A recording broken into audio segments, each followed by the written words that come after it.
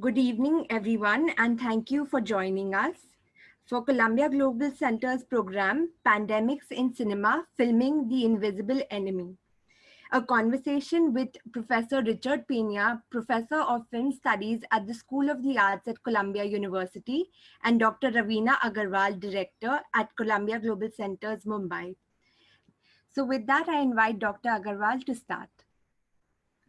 Hello, and everyone. I welcome you on behalf of the network of Columbia Global Centers, which the mission of our centers is to advance knowledge, facilitate research and education between Columbia University and world experts, and to address some of the most pressing challenges of the 21st century.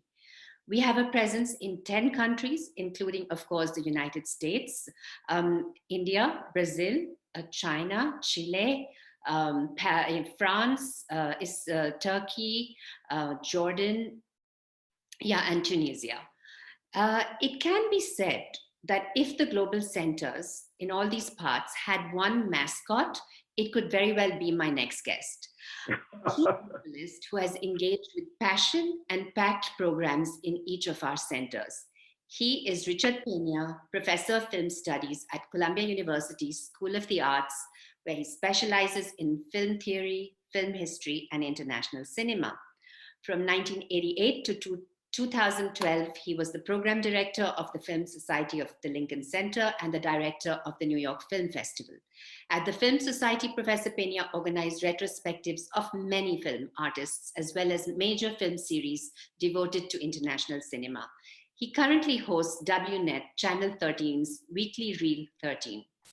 Richard, you were supposed to be in Mumbai giving lectures on film noir at the center this April. But then the lockdown happened. And with the changing circumstances, our conversation too has shifted as we now discuss pandemics in cinema with special reference to three contemporary films. Contagion, a 2011 film by Steven Soderbergh, which takes on the issue of this imaginary virus, MEV1. The Flu, 2013, Kim Sang-soo's avian flu film. It's a South Korean film. And then Virus, which was released in 2019. It's directed by Ashik Abu, and it deals with the Nipah virus and its outbreak in Kerala in India. So Richard, I'm going to start off by asking you about the framework. You chose the frame of the invisible enemy, the trope, right? Where does this trope come from? And what do you mean when you are applying it to films on pandemics? Great. First of all, wonderful to be with you, Ravina. I'm sorry I wasn't able to come to Mumbai in person, but hopefully sometime soon. The phrase invisible enemy actually comes from someone who I'm not really used to quoting, and that's President Trump. It's a phrase he's used several times. I'm sure he didn't make it up. I'm sure there are other people who have used it, but I thought this whole idea about invisibility was interesting for us for two different reasons. First of all, it really sets up immediately that idea of a kind of military metaphor.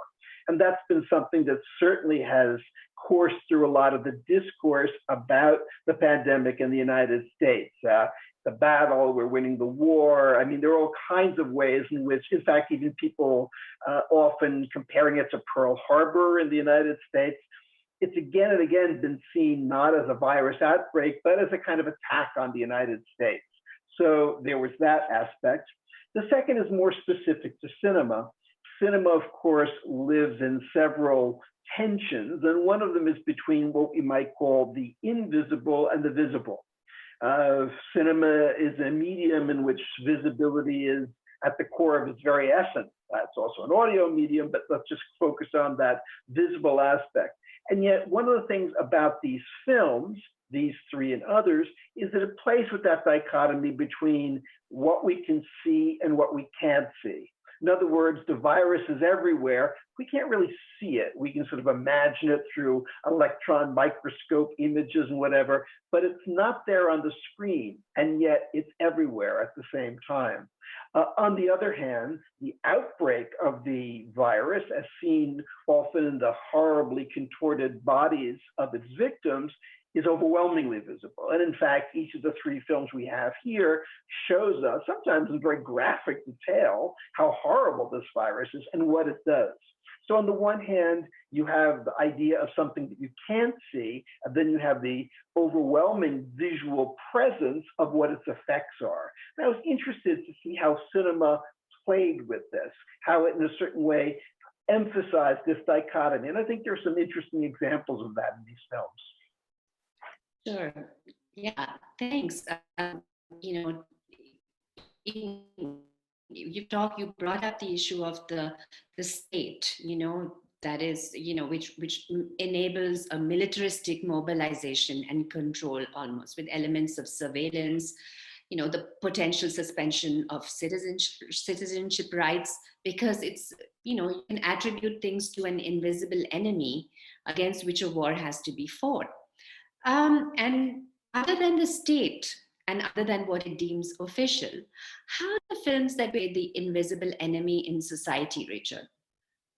Other than the actual, pandemic and the disease that racks the body, and other than the idea of the state, which is dealing with this invisible enemy, are there other kinds of invisible enemies? Oh, of course. And in a way, I think a lot of it has to do with this sort of tendency in all of these films to really see the outbreak of the virus as connected to something foreign. In other words, these viruses never just happened in the case of these three films, the United States, South Korea, or India. They've come from somewhere else. For example, the beginning of the flu, the South Korean film, details the smuggling, human trafficking, and how these people are put into cargo vans. One assumes they're from Southeast Asia, somewhere, the Philippines or whatever, and shipped to South Korea, where it's assumed they'll become low-level workers or maids or whatever they can in that society.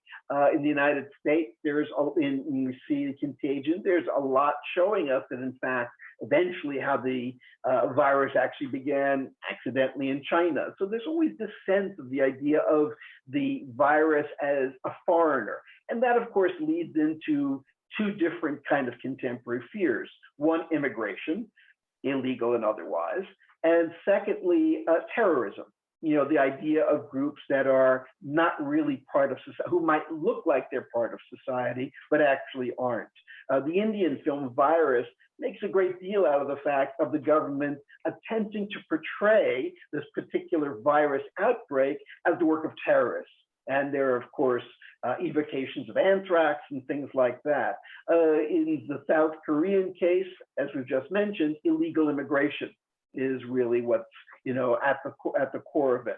So maybe since World War II, when there was the famous statement about which of your columns, speaking to a general in the Spanish Civil War, will take the city, and the Franco general replied, the most important column, the fifth column, which is already in the city, which meant all those supporters of Franco who would be working inside against or in tandem with the invading forces. So I think we have that idea very much. It's a contemporary idea of the fact that there are invisible networks. The trope we've seen, for example, in US cinema or US life, I should say, with communism. Certainly communism was another kind of invisible enemy. The one hand, it was very visible in terms of the Soviet Union, but then, of course, there was this fear that it had infiltrated the republic and was now like an infection. Indeed, many of the terms to describe whether it's communism or Islamic fundamentalism are often medicinal or medical terms. We have an infection, we have an inflammation, we have an outbreak. These are all terms derived from medical terminology. Yeah, I mean, just to add on to that, how do you brought up the foreign element to it, right? And then these networks that exist that are part of the global capitalist economy. How do you see the films dealing with this tension between local and global? Could you elaborate on that a bit, Richard? Yes. Well, I mean, it comes in different ways. To start with the local, for example, I think in the Indian film Virus, there you have kind of a battle that takes place between the state of Kerala in the southwest of India and the some kind of federal government. It's a little undefined in a way, but there are these people who come to Kerala, especially this one couple, who are sent there by the government, and they're the ones sort of pushing this idea of the virus as some kind of terrorist threat. And it's very interesting, again, for someone like me who, again, doesn't know Indian languages, to see how often, for example, they switch in their discussions to English, because it becomes obviously the real lingua franca that they have there. So there, the tension between the local and the national is really, I think, put at the forefront. It's probably less in a certain way in terms of its relationship to international affairs. The Flu is a very interesting film, the South Korean one, because there are several levels of governmental tension. The first, again, is local versus national. The flu outbreak in that film is really pretty much contained in one city. And you have the local authorities working with and against the national authorities who seem to just want to bomb the place, and the local authorities who have some sense of wanting to save what they can. But there's another element which I find particularly interesting, and that's the presence of foreigners, literally in the control room of the control space where they're fighting the pandemic. To non-Koreans, let's say, white people, Europeans, one of them who has, US Army kind of looking material on, and in a certain way, they're trying to force the hand of the Korean government. So you have a tension between local and national, and then the national and the international. And that's very interesting. And I think probably has something to do with a kind of discourse about nationalism, which is part of South Korea, where South Korea has, as it's grown up and become a more and more important economy, has wanted to shed that sense of being an acolyte, or whatever the word is, of the United States, say, and much more an independent actor on the world stage. Here we have these people who come in and try and dictate to the president of South Korea what they should be doing. And in fact, as we see in the film, they resist that advice, and they turn out to be correct. But again, I think that's an interesting tension. In the case of Contagion, in this way, one of the things the film does right from the beginning is really show this to be truly an international event. The first 5-10 minutes of the film, we have titles just about every other minute or so, which start us off, first in Hong Kong, and then it takes us to Tokyo and to London and to Minneapolis, showing that all these places, rather separate in many ways and obviously quite different, are all suddenly united because of this pandemic. And indeed, that's one of the things that the film really talks about. One of the big themes in Contagion, I think, is the question of unity and what that means on a global level and even on a national one. One of the things I find interesting in Contagion, there's a lot of relevance to what's happening now, is the tension around the creation of the virus. All of these films have a certain amount of dramatic tension. They're all thrillers in their way. But in Contagion, the question really comes, once we have a virus, who gets it and when? And that's going to be something I believe the world is going to be facing, hopefully, in a year when an effective virus is created. But then we have to say, there are 7 billion people on the planet. Who gets it first and why? You mean the vaccine? Sorry? The vaccine, right? Right, exactly. Who gets the vaccine first and why? Is it the country that invents it, taking care of its own citizens before it takes care of everyone else? Or it will be an issue, and I think considering the amount of international tension, I hope it doesn't become an issue that separates us even more. Yeah. Another kind of invisible enemy is the whole industry of misinformation and fake news, right? And so fear and paranoia, our emotions, are also our own enemies, often larger than the actual disease itself, right? Mm-hmm. So the film suggests that, lack of transparency and non-collaboration among international scientists and this whole fake news industry is also, contributes to this invisible enemy syndrome that we are going through. Would you elaborate on that a bit? I mean, I know Soderbergh and other, filmmakers have used various forms of media to authenticate, how we might get to the truth.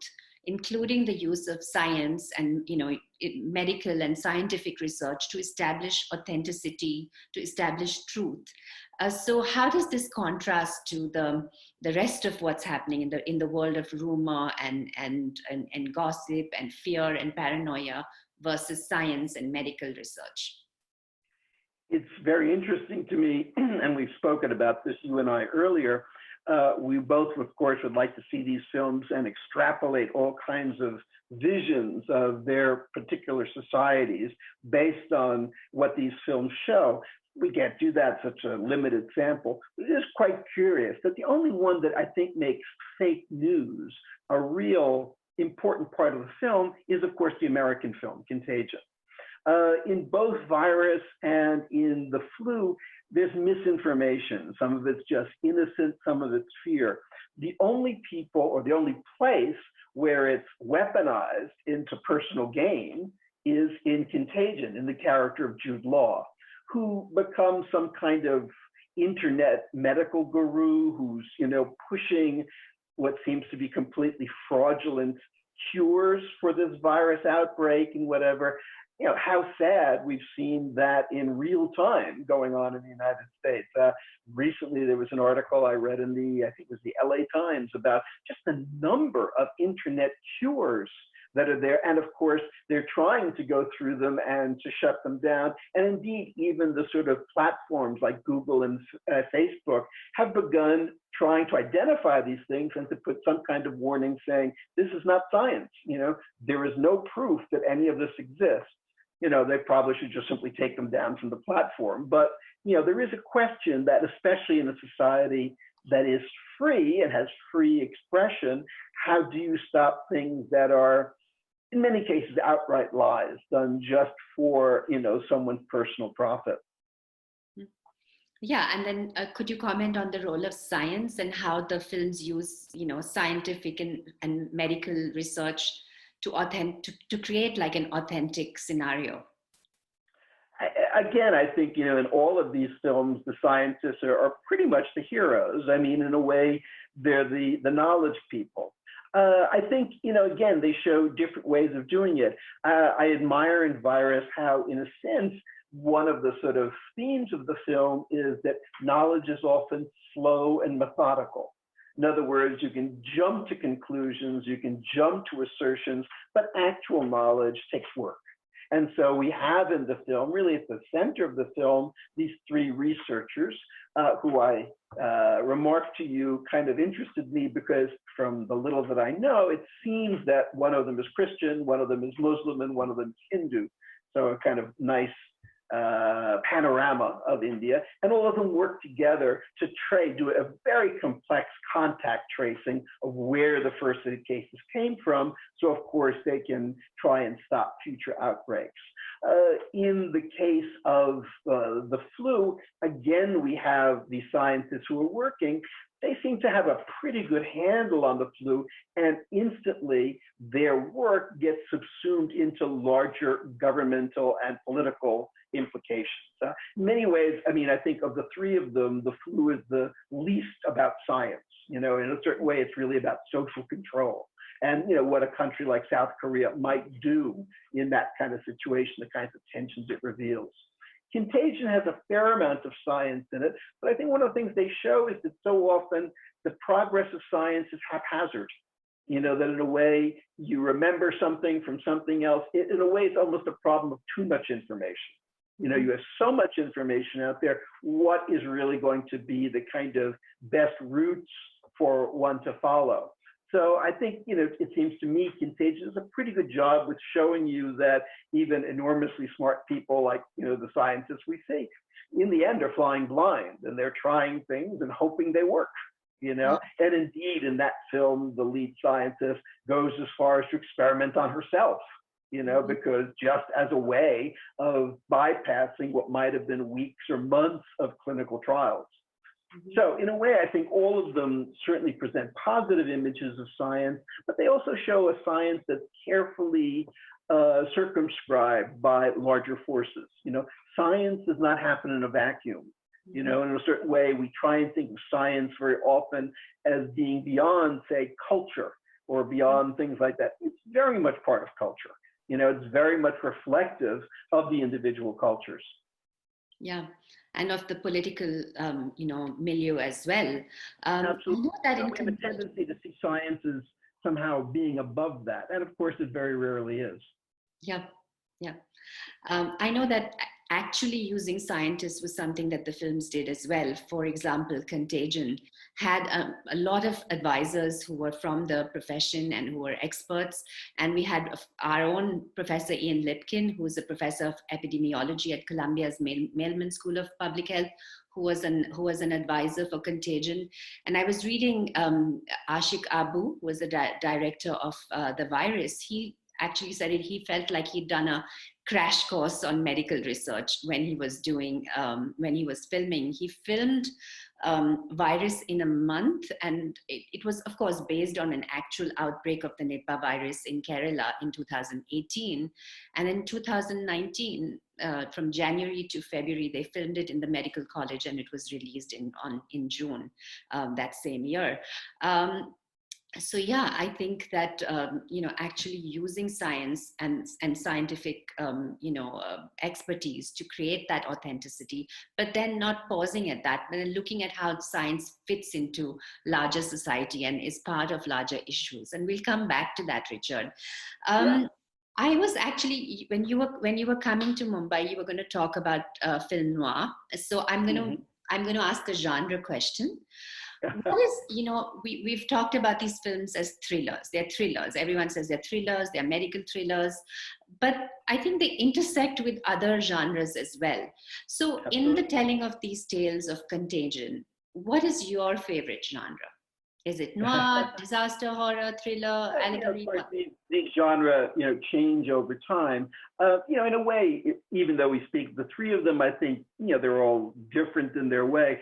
Certainly, as you've just pointed out, I think both Contagion and the virus have a certain amount of, well, let's just call it scientific pretension. And I'm not using that in a negative sense. They really want to inform people in some way. They also, of course, are commercial dramatic narratives. And they want to interest people and engage them and whatever. So they might take some liberties. But I think at the heart of both of them is a serious intent by each filmmaker to actually want to recreate those situations. In a way, I think the flu has much less of that, but actually I think the flu does some interesting things. May we see the first slides, please? Oh, perfect. For example, one of the first things that we see in the flu, which as I said, is perhaps in a certain way, the film that has the least scientific pretension to it, is this image of kind of very desperate, I assume they are Southeast Asians or South Asians trying to get into South Korea. I mean, they're literally arriving in a kind of transport container. And of course, when they get there, almost all of them are dead because they already have this outbreak of the flu and or this virus. And of course, it kills them on the 8-day journey or something like that. So it begins with that, very much kind of the initial cause. All of the films in a certain way play with that idea of what is the cause of this outbreak, perhaps as a way of warning us of what we might do in the future. Interestingly, both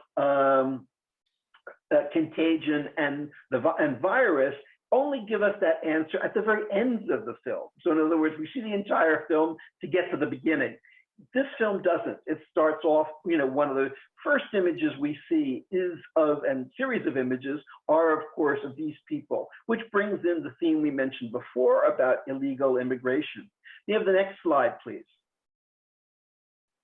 Now, even though, as I mentioned, the flu is perhaps the least scientific in terms of its intent of these films, it does have a very interesting sequence at the beginning where these two young men who we know have been affected, or infected, I should say, because they've come into contact with these people from the ship, the illegal aliens, enter into a pharmacy. And we see one young man, unfortunately you can't make out of the slide, begin to cough and sneeze.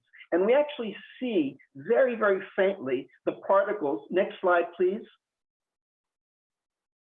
Moving over, actually, you can see a couple of the dots over to the left of the woman with the inhaler, actually sort of coughing in the direction of this woman as she's inhaling. So we realize that she's also going to be inhaling some of these droplets that contain the virus.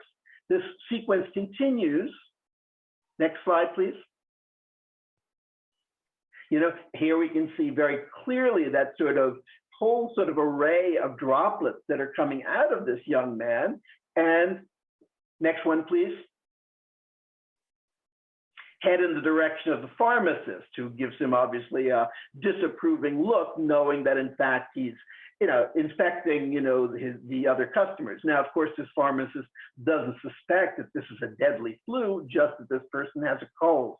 So even in this film, I think it's just a very interesting reproduction of the kind of innocent transmission of the virus. And in fact, Contagion does a lot of that too in an interesting way. In the very beginning of the film, it does something that I think some viewers might see as a little odd, which is, for example, in the very beginning, we see Cate Blanchett in a bar and she's leaving, but before she leaves, it focuses just on a little tray of nuts. And you go, why are you showing me this tray of nuts? Why is this interesting, this shot? Of course, it's only later that we'll realize that tray of nuts becomes a source of the transmission of the virus that she has. One more from flu, let me show you now. You mentioned genre. One of the sort of contemporary genre films or types of films that certainly the pandemic film has a lot of intersection with, next slide, please, is what I would call, the zombie film. This is a group of people who have been infected or potentially infected by the virus in the flu. It's pretty indistinguishable from similar kinds of images that we could find in films like Dawn of the Dead or 28 Days, or many of the films, in recent years that have dealt with zombie experiences. And in fact, zombie pandemics are, I think, an interesting metaphor for medical pandemics. I mean, again, someone is infected, that person passes on the infection to further people who they themselves become zombies.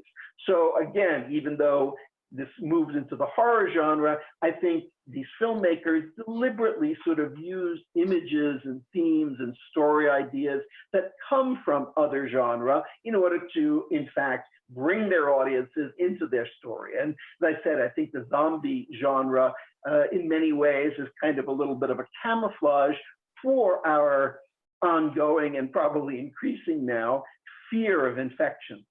Thank you. Yeah, I mean, I was in terms of genres, I thought they were intersecting also with, this disaster, the disaster movies of the 70s, yes.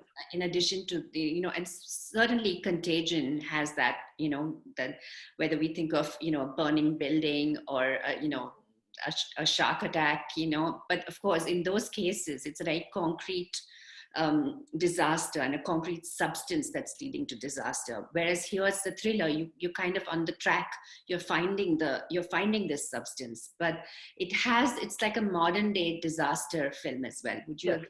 And one of the things that I think both Virus and Contagion have, not so much the flu, in a certain way, the kind of narrative style, storytelling style, is in a certain way almost more televisual, comes from television than it really does come from cinema, in that just as we see most American series, for example, like ER or any of the hospital series, you'll have 6 or 7 stories going on at the same time. And the film goes back and forth among those various stories. This is a very common strategy in television. We see it sometimes in cinema, but not nearly as much. These films adopt that strategy. I mean, you think of a film like Contagion, and it's interesting that you mentioned those disaster films that the US produced largely in the 70s. One aspect of them is they very often had star-studded casts, but the people tend to be in the film only for 5 minutes. So you'd see Henry Fonda for 5 minutes, and then, I don't know, some other big star for 5 minutes and whatever. These films sort of do that too. I mean, especially Contagion, where certain characters like Cate Blanchett is not in the film after 10 minutes, or Kate Winslet dies in the film, and certain characters appear. Elliot Gould these people appear in the film and then leave it. And again, that's something we see much more often in television than we do in cinema, which tends to be more focused stories of individuals or small groups of individuals, a little like we get in The Flu. Yeah, I was also thinking of, when I'm in terms of virus, I was thinking of its intersection with the detective genre. It's got the suspense, it's got the clues. I mean, in all three, of course, and in virus too, you already know the index source, so you already know the accused, but it's almost like you have to prove the innocence of this accused. It's like a false accused. So, right. The detective has to find the larger culprit that's lurking out there. And they do this by tracking, down the heart of the issue and consulting medical sources. There's lab investigations, and then there's CCTV. But in virus, as an anthropologist, I particularly love that there's a lot of field research, right? So it's not like you are only coming to the truth, or you're only coming to cure or healing in any way just by by discovering it in a lab. You need to. So I think virus does have that element of being very holistic in the quest for truth, and in that sense, it was deliberately, I think, created as a detective story as well. So well, actually, I think if you look back to say the traditions in, say, Western literature of the 19th century, two of the great creations, I mean, they existed somewhat before that, but really two of the ones that really grew out in the 19th century were the scientist and the detective. This is both the era where we begin to have scientists as main characters and detectives, and both of them are seekers of truth. Both of them are sort of, in a sense, gathering evidence, using the powers of reason to discover things that are otherwise hidden. So I think there's always been an interesting kind of relationship between detectives and scientists. And as you say, I mean, these films, of course, bring them together. Nowhere is that more true than in Virus, where, in fact, there's these three investigators I mentioned before are detectives, and they're literally trying to trace down, and it becomes kind of fascinating. They look at photographs that are done by closed circuit cameras, discover the presence of people who they didn't suspect were in the hospital, who then become new vectors of transmission. It's really quite intricate how they do that. And of course, both, I think I mentioned, both Virus and Contagion end at the beginning. That is, just like in detective films, where in a certain way we discover what caused this whole story to happen in the first place, who got shot or who killed somebody, who stole something or whatever. Here in both those films, we're finally given that moment when, in fact, the virus was transmitted to humans from animal sources. Yeah. I'll come back to that, Richard. I mean, I want to ask you if you think there's a particular cinematic lexicon, like icons, imagery, objects that filmmakers have historically used to convey the virus. And is this exclusive to cinema, or does it borrow or share from other art forms? I know you mentioned television, but what about other art forms? Well, of course, cinema is always an intersection of art forms. So because of that, almost anything you find, I think there'll be an intersection. Curiously, in looking at these three films over the past couple of weeks, I mean, there are a certain amount of, similarities. All of them begin with a state of a kind of normal world that's troubled. In the case of all of them, there are kind of romantic hijinks that happen in the beginning between the doctors and Virus, between the woman whose car goes into that hole and the emergency worker, or of course between Kate Blanchett and, Gwyneth Paltrow, and her husband. Yeah. I'm sorry, I said Kate Blanchett before. I still have other things on my mind. Gwyneth Paltrow and Matt Damon. In a sense, one of the things the film does is, while we're following, has Gwyneth Paltrow been unfaithful to Matt Damon, or will these doctors get together? All of that becomes nonsense. All of that becomes things we didn't even think about after 20, 25 minutes. And it's almost as if the films lull us into a kind of sense of a normal world where people have romances and problems and jealousies and infidelities and all kinds of things. And then suddenly all of that's wiped away. The virus takes hold and becomes the only real driver of everyone's life in a way. So I think that's a kind of interesting strategy. It starts off with a kind of state of normalcy that might not be the happiest, but seems to us like normal life. And then suddenly we're thrust into something else.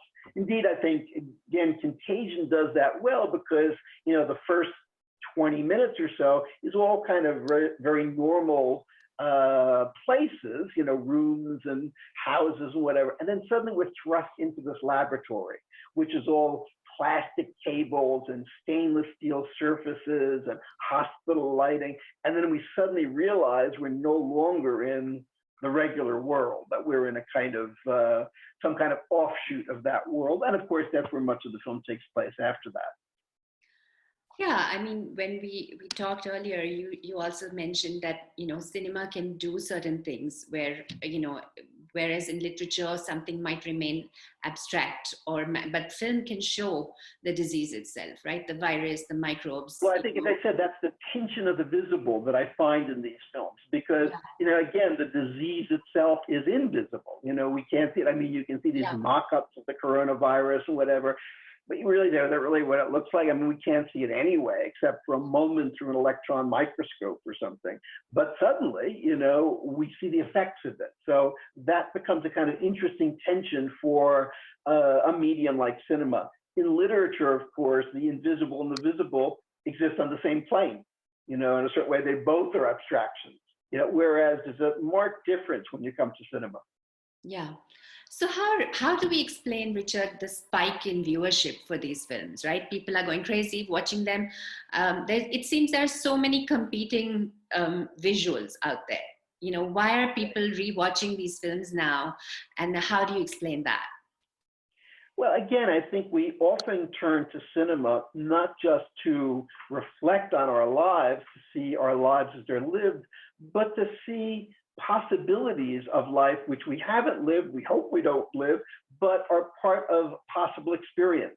There's a great essay by the American critic Susan Sontag called The Imagination of Disaster, where she talks about one of the kind of attractions of cinema being the ability to experience our own destruction. From a safe distance, in a dark room, sitting in a chair, very safe, and yet we watch worlds falling apart. And she was responding to a number of science fiction films in the 1950s, in which the world caught fire, moved out of its orbit, was colliding with another planet, was invaded, all these kind of things, that these become ways in which we can experience our darkest fears safely. Now, again, I think in a situation like what we have now, where some of us are living our darkest fears, but these films like Contagion, which has been unbelievably popular on Amazon and other streaming platforms, give people almost a guide in a certain way. They give us a sense of what might this be like? How might it end? How do people act? And in a way, cinema has always, as I said, not only reflected our everyday reality, but also has provided us with a place in which we can imagine what our lives could be like. Yeah, in the New Yorker article that you shared with me, Jill Lepore writes, in the literature of pestilence, the greatest threat isn't the loss of human life, but the loss of what makes us human. And I think that's why I'm drawn to these films, because they offer us a way to contemplate our entire human existence. Why did this happen? How are we connected? How will we endure in a post-COVID scenario so that we can cope better next time when such a pandemic occurs? Will we pay greater attention to environmental biodiversity? Will we transform our corporate greed-driven economy? Will we create social networks so we may heal? What do we envision the endurance of the human spirit to be like? How will that happen? And I think Contagion and Virus in particular offer us a very epic insight by indexing how our treatment of nature is formative and defining aspect of our very existence and survival. Let's watch a clip from Contagion, Richard.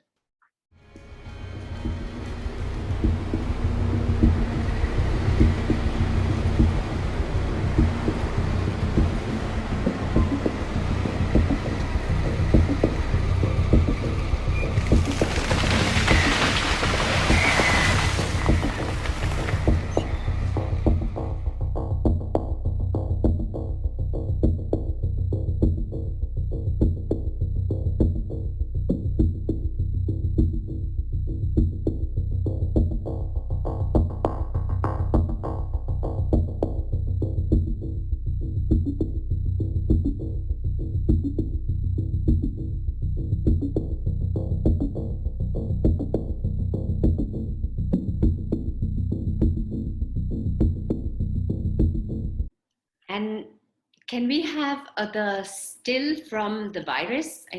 I want to show it as a contrast. So here's the fruit bat. You can see the little fruit bat in the tree. Okay, so I want to comment on these two contrasting scenarios. So in the first case, I think that, in Contagion, you can see humanity has sinned. So it's very sinister. The music creates that. You've got the bulldozer chopping down the tree, the fruit bats, not finding a home, here dropping their contagion onto the hogs, and the hogs are then being slaughtered for human consumption. So you can see humanity itself has sinned, right? We are commissioned through exploitation. That's our sin. And when nature, the bat itself is sinister, and human nature is Hobbesian. It's brutish, it's mean, it's short, it's gluttony, overconsumption. And then you have that still from virus, where the commission is through innocence. The fruit bat is so cute and cuddly, and the instinct of us noble savages is to care for others, but that caring can also bring about the pandemic, right? So I think both these are like epic films. They have this myths of genesis or origin of the invisible enemy, and I think the film suggests the two ways out. One is through the pursuit of science and truth, and the second is through caring and forgiving. Kinship is a very important factor in all three films, right? In the flu as well. So the enemy is very near to you because that's the source of contact. You have to be in contact. So the enemy is near to you in his or her contact with you. And the enemy in that nearness can bring about betrayal and calamity for you. But to heal, you must forgive and care for your immediate kin, whether they're, in an adultery or whether they've caused you the illness. You must forgive and care for your immediate kin, and also for national and international communities that have touched us. Yeah. We must care for our caregivers. So virus in particular pays a tribute to nurses who are so important to Kerala and the world's health system, right? And finally, I think they say we must care for our planet at large, right? So these are the epic messages of these films, according to me. Well, I think I agree with what you said. And also, I think both Virus and Contagion, in a sense, have a certain, I think I used the word scientific, but maybe we could say didactic quality. And they really want us to learn something. They want us, again, it's not a long message or whatever, but somehow everything that you said, take care of each other, but also I think understand and be prepared. It's one of the things that we're talking about now in New York, which very happily is seeing the sort of gradual lowering of infections and deaths and whatever, although other parts of the US are still suffering even more. But the question becomes, okay, what have we learned?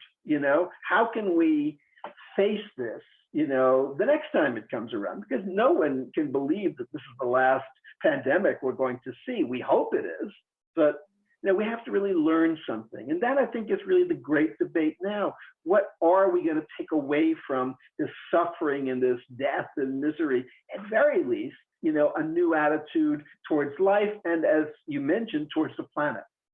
Yeah. Thanks, Richard. Let's take some audience questions now, okay? Because we're getting quite a few questions. So one question says, in all three films are region specific. So when a film on COVID-19, actually Contagion isn't that region specific, but nonetheless, when a film on COVID-19 will be made, how important would it be to incorporate very international governments, policies, ethnic and economic differences, fighting one arch enemy? Well, again, I think that for me, certainly is not an expert in infectious disease or whatever. Immediately, one of the things that was most striking was how international it was. Being at home like every other American, or most other Americans, I should say, I was able to be in touch with friends all over the world, including in India, and talk about what our varying experiences were, what was going on in our countries. So in a strange way, the virus ideally brought us together. Now, the other side of that is what we're seeing, which is this kind of recrimination that's going on. Who caused the virus? Who did what? Who's taking advantage of the virus? I hope at the end of this experience will bring the globe together. I fear that might not happen, and certainly there's as much of a chance of it being divisive as being unifying. Another question is about censorship. Do these films go through rigorous censorship by the government to not let out alarming figures, or by the pharmaceutical lobby to not let out their secrets? Again, I think you'd have to go through each case. The United States has really never had censorship. That's one thing we can very happily say. So a film like Contagion could be made absolutely without any government approval or anything like that. As you did mention, there were a number of top flight scientists who actually worked on the film. And one assumes that if they've lent their name to the film, they at least agree with the presentation of how science works and things like that. There's no secrets being kind of, I guess, given away other than methodology and whatever. Virus, like all Indian films, opens with a censorship certificate saying that the Indian government has given the film permission to be shown. I don't particularly find anything in there that, again, I think the government would object to. There is that tension we mentioned between the state of Kerala and the federal government of India. But I think that's a kind of standard, and nothing I think that would really raise too many hackles in India. Perhaps you can comment more on that. And I think the flu, in a certain way, so quickly veers off into a kind of sensationalized fantasy. Not that there's anything wrong with that, but basically uses it as a kind of apocalyptic vision, as I mentioned, its relationship to the zombie film. That again, I think whatever censorship still exists in South Korea, and I believe it's quite minimal, I can't imagine them having any, objection to that.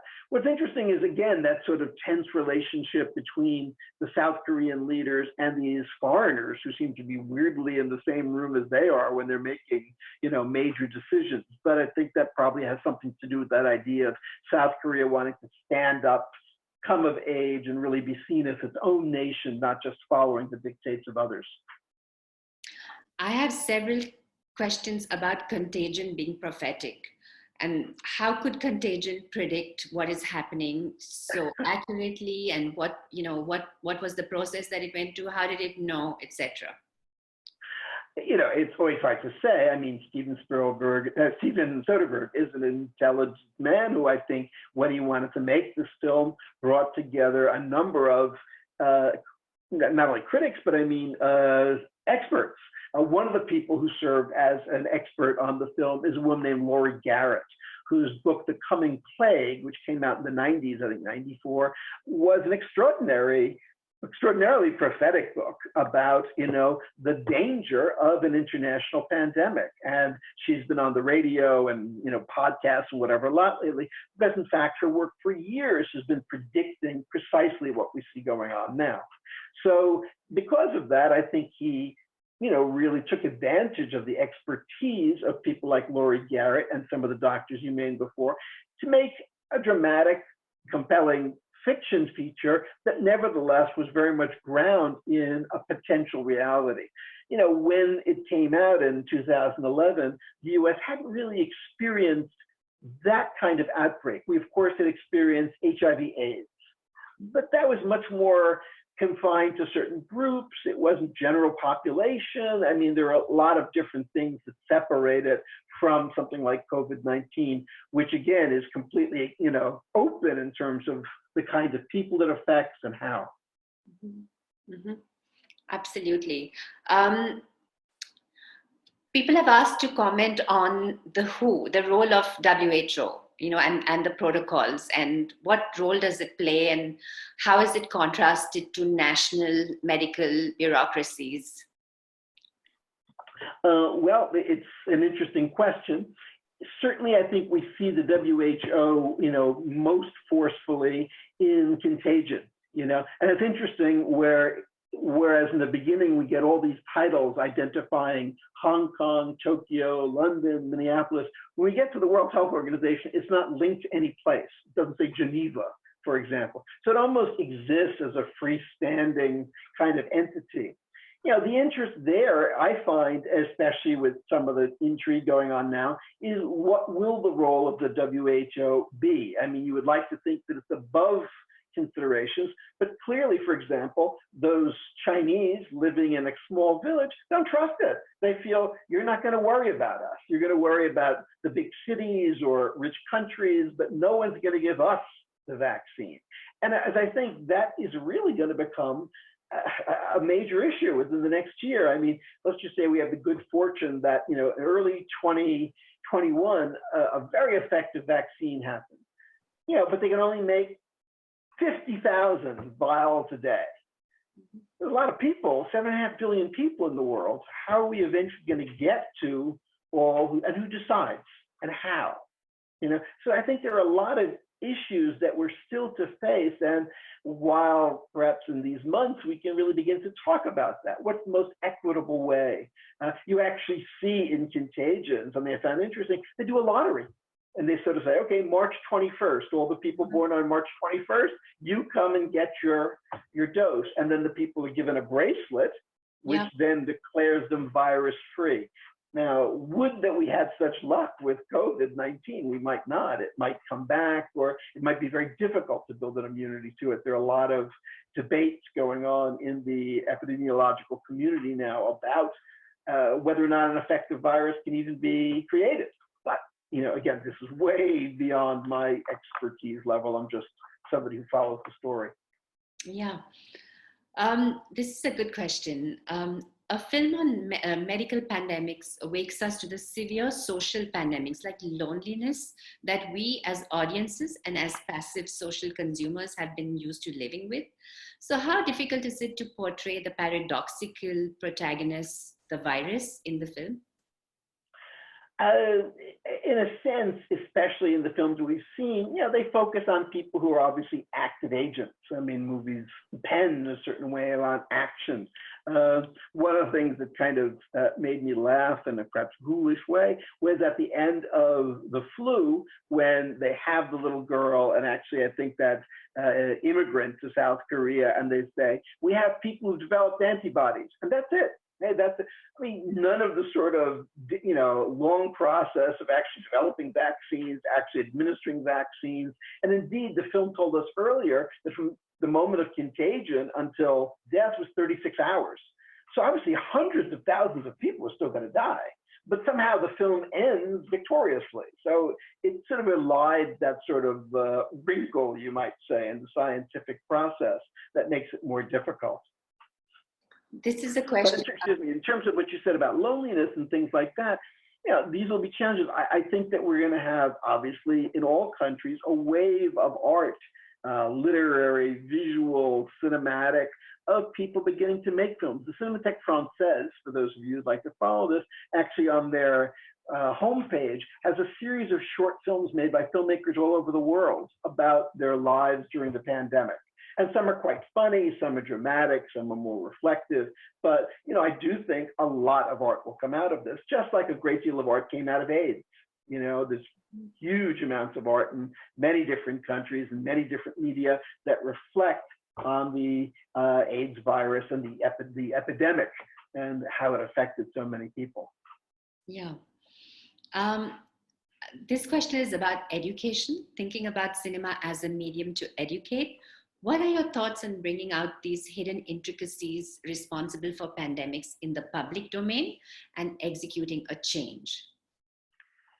Well, one of the things, in a sense, about the cinema is, to an extent, it's an ephemeral experience. We go to the movies, it flashes before us, and then we go home. We can hopefully keep talking about it. The movie itself is gone. Curiously, as we move more and more to digital media, either DVDs or more frequently now streaming services or whatever, the movies can remain with us. I've always told students that one of the most educational experiences for anyone who wants to study film is simply to see a film a couple of times. There were great critics of cinema who saw a film once and wrote brilliantly about it. But for most of us, I think films reveal themselves once you begin to watch them a couple of times. For example, when I saw Contagion again, because I'd seen it when it first came out, maybe the second time I saw it was when I began to notice these very interesting shots that Soderbergh did, where you just linger on, as I mentioned, a bowl of nuts or the handle in a subway. All of these things that are completely, why are we watching this? And then we realize that's actually what's going on in the scene. That's where the virus is going to be. Only gradually do we do that. So the film is sort of, in a way, a little bit ahead of us and allowing us to say, this is how you have to read the world now. Things that formerly looked, innocuous or unimportant, now take on great importance. A bat, or, a pig, all these things take on enormous importance now. And I think that's one of the things the film does. Perhaps it makes us more sensitive to that idea that, really be aware of how the world can have many invisible enemies, to go back to what we spoke about in the beginning.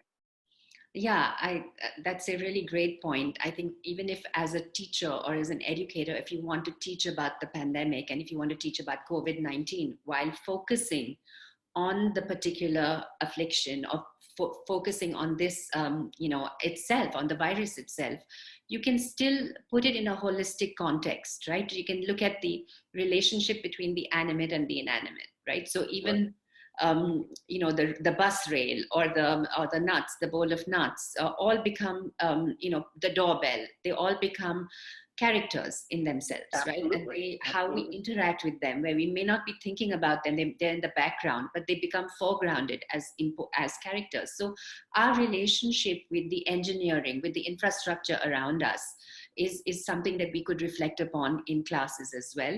And then, of course, our relationship to the natural environment, to the natural world, to the larger world where we humans are one component of it, and of course the social world. So I think keeping the virus and how we teach about COVID-19 can never just be a clinical medical story, right? It's going to be. No, I agree, and maybe the larger political issue also about our interconnectedness. I mean, that's certainly one of the things that I think Contagion does well, how it shows how all these people, someone in London, someone in Hong Kong, someone in Tokyo, they're all affected by something that took place in a Chinese restaurant somewhere, that in a certain way, all of us are together. So, I mean, maybe that gives us a little push to say, you have to really look at this as an international global problem. You just can't think about national solutions, none of us islands, we're all very intricately connected more than ever. And I don't think that will go away. So because of that, these films, in their terrible way, become a kind of unifying source. Yeah, just as this whole the vilification of the global, and because of travel, Exactly. because so we need to distance from it. But all the films show that without collaboration and without unity and without that, you also can't heal as humanity, and you can't go to the next step. So while an encounter with the other can lead to danger, and it's matter out of place, as we say in anthropology, and it carries risk, it also carries something wonderful, and that is about healing, and that is about connecting and healing and finding the next phase of our human journey, right? I guess I would add to that despite the dreams of the nationalists, we're actually not going back. I mean, the world is not going to become a larger place. It's become a smaller place every day. I feel I've never felt the world was as small as I have during this pandemic, simply because I'm in touch with you. I'm in touch with friends in other parts of the world. I'm seeing you, I'm writing to you, and I'm reading newspapers from other places. Somehow the world has, I think, shrunk even a little bit more with the pandemic. And I think rather than see that as a scary tendency, I'd like to see us embrace it, but make sure that we use it for all the good it can do for us.